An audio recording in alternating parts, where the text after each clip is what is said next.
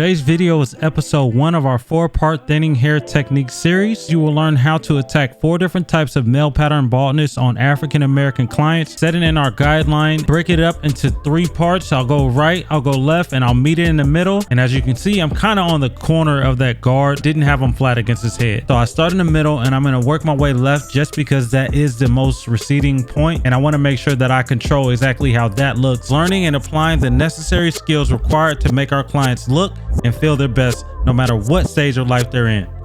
Thank you all so much for making it through to this point in the video. We've got more quality content coming your way in episode 2 of our 4-part thinning hair technique series.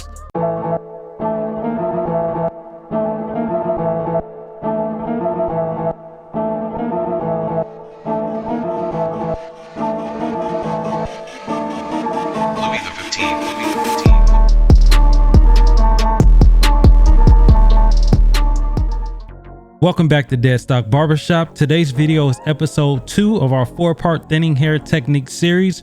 Over the course of 4 videos, you will learn how to attack 4 different types of male pattern baldness on African American clients without the use of any enhancements.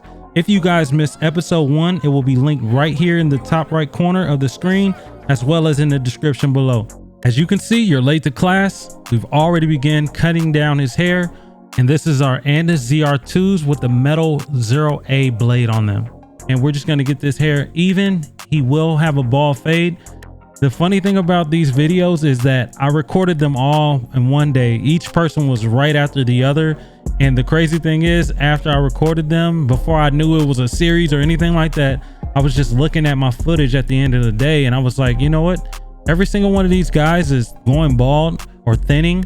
And every single one of them got a bald fade as well. So each of these haircuts will be similar, but everybody has a different way that they're balding or thinning on top. I think one of the guys, he has like a light fade or something like that, but it's still pretty much the same thing.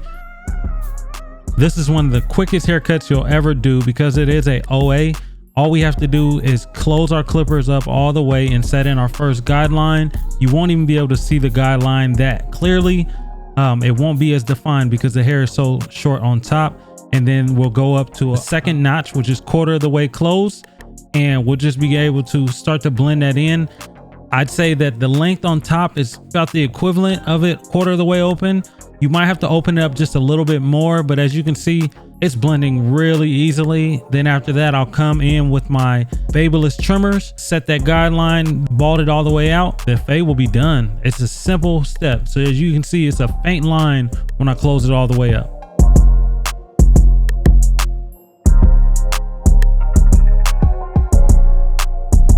Blending in super easily.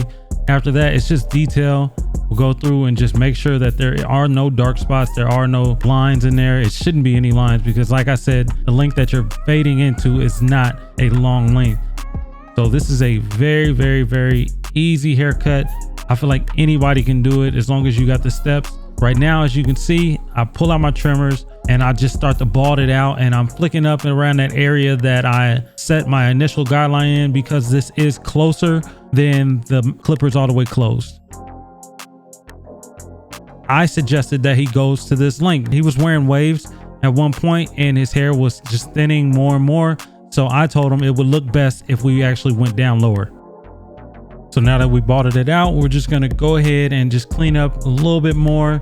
I feel like I was seeing some more weight lines after that, but I'm just making sure that it is nice and blurry. The more the hair is thinning or balding, the lower the haircut should actually be. This is a rule that I go by. On these side-by-side photos, you can see exactly what I'm talking about. You see the reason I take the hair down so much because the balding areas are so much more prominent when the hair is longer on top. So that's why we take it down. So when we throw an edge up on there, it's gonna look good. It's gonna blend in and we won't need any fibers.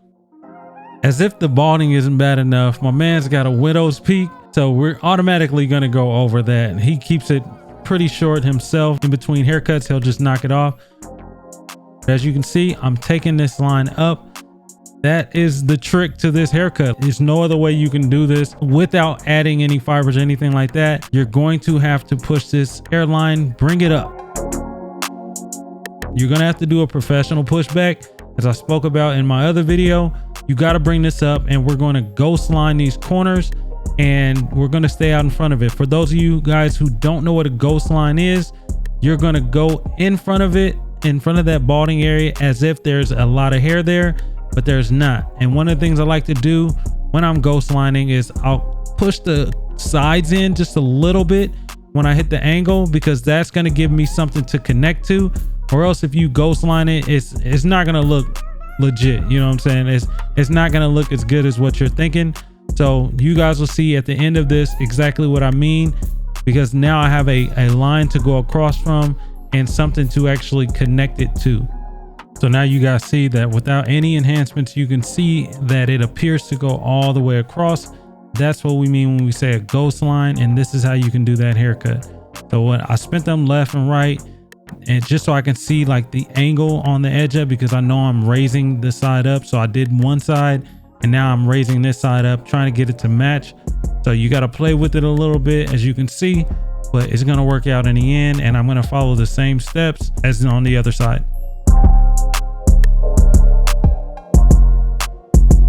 Side, I showed you with the vertical bar where I push it in just a little bit and give it a slight angle. This is going to help send this area past the balding area. So now you can see a better picture of what I was talking about. You can see I can connect that corner to the edge up, and it's actually hair there. The word barber comes from the Latin word barba. The meaning of the word barba is beard. The history of barbers and barbershops goes back over 6,000 years. The earliest records of barbers shows that they were the most important men in their communities. And that's today's Deadstock shock drop. Every tutorial I randomly drop one fun fact about hair and hair cutting.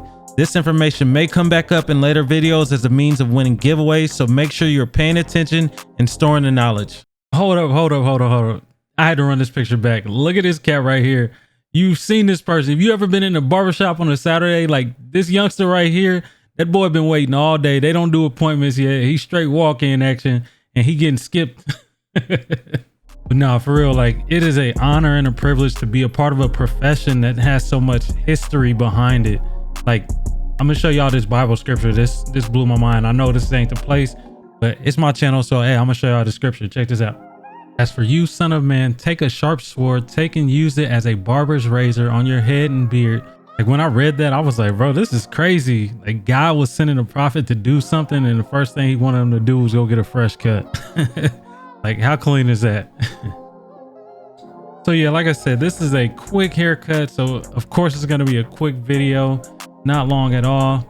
Speeding this up, I'm just hitting the beard, fading it in, getting it nice and clean. Then we're gonna come through and hit it with the razor, clean it up, get his edge up popping, get his beard line popping and everything. Just clean up the mustache right now. And this is very simple work. You just want to make sure that it's detailed and it's clean as possible, like I always say.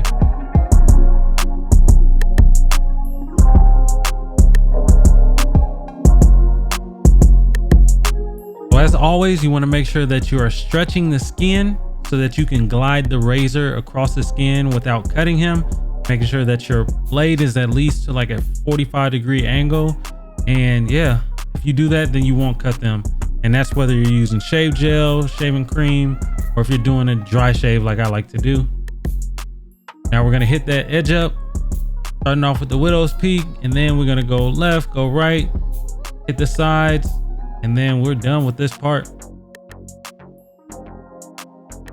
But yeah, you guys stay tuned. Watch this transformation, man. So here's the before, and here's the after. Thank you all so much for watching this video. Gear up for next week because we got more quality content coming your way in episode 3 of our 4-part thinning hair technique series. I hope that you all enjoyed the content. If you have any questions, suggestions, comments, or concerns, be sure to mention it in the comment section below, as well as follow me on Instagram to DM me for a more private response. I'm Christopher Manyweather. This is Deadstock Barbershop. Thank you again, and God bless. Oh, and I almost forgot. If you're not subscribed to my channel, or if you haven't liked this video yet, what are you waiting on? Please just do it. All right, I'll see you guys next week. Bye.